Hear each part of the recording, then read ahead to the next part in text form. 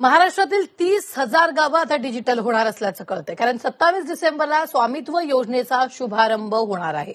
नरेंद्र मोदींच्या हस्ते स्वामित्व योजनेचा शुभारंभ होईल. महसूल मंत्री चंद्रशेखर बावनकुळेंनी ही माहिती दिली असून 27 डिसेंबरला महाराष्ट्रात स्वामित्व योजनेचा पंतप्रधान नरेंद्र मोदी यांच्या हस्ते शुभारंभ होणार आहे.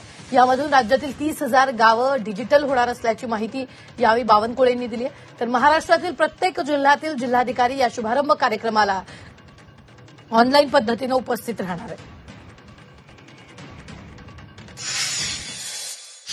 27 तारखेला दुपारी 12:30 वाजता देशाचे पंतप्रधान माननीय मोदीजी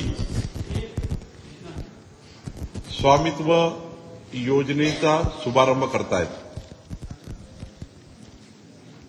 संपूर्ण देशभराच्या सर्व जिल्ह्यामध्ये डिजिटल पद्धतीने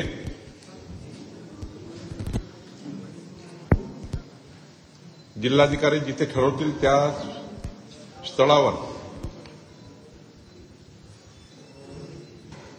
ऑनलाईन हा कार्यक्रम होणार आहे. देशाचे सर्वेक्षण केलं आणि त्या सर्वेक्षणातनं हे या ठिकाणी आता या महाराष्ट्राच्या जवळपास 30 जिल्ह्यामध्ये या कार्यक्रमाची सुरुवात होत आहे.